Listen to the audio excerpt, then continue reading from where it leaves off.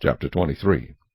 Then they told David, saying, Look, the Philistines are fighting against Keilah, and they are robbing the threshing floors. Therefore David inquired of the Lord, saying, Shall I go and attack these Philistines? And the Lord said to David, Go and attack the Philistines, and save Keilah. But David's men said to him, Look, we are afraid here in Judah. How much more, then, if we go to Keilah against the armies of the Philistines? Then David inquired of the Lord once again, and the Lord answered him and said, Arise, go down to Keilah, for I will deliver the Philistines into your hand. And David and his men went to Keilah and fought with the Philistines, struck them with a mighty blow, and took away their livestock. So David saved the inhabitants of Keilah. Now it happened, when Abiathar the son of Ahimelech fled to David at Keilah, that he went down with an ephod in his hand.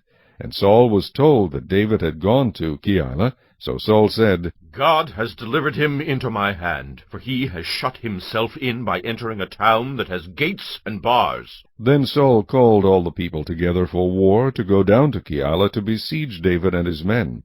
When David knew that Saul plotted evil against him, he said to Abiathar the priest, Bring the ephod here. Then David said, O Lord God of Israel, your servant has certainly heard that Saul seeks to come to Keilah to destroy the city for my sake. Will the men of Keilah deliver me into his hand? Will Saul come down, as your servant has heard? O Lord God of Israel, I pray, tell your servant. And the Lord said, He will come down. Then David said, Will the men of Keilah deliver me and my men into the hand of Saul? And the Lord said, They will deliver you. So David and his men, about 600, arose and departed from Keilah, and went wherever they could go. Then it was told Saul that David had escaped from Keilah, so he halted the expedition. And David stayed in strongholds in the wilderness, and remained in the mountains in the wilderness of Ziph. Saul sought him every day, but God did not deliver him into his hand. So David saw that Saul had come out to seek his life, and David was in the wilderness of Ziph in a forest. Then Jonathan, Saul's son, arose and went to David in the woods, and strengthened his hand in God. And he said to him, Do not fear, for the hand of Saul my father shall not find you. You shall be king over Israel, and I shall be next to you. Even my father Saul knows that. So the two of them made a covenant before the Lord. And David stayed in the woods, and Jonathan went to his own house. Then the Ziphites came up to Saul at Gibeah, saying, Is David not hiding with us in strongholds in the woods, in the hill of Keilah, which is on the south of Jessamine?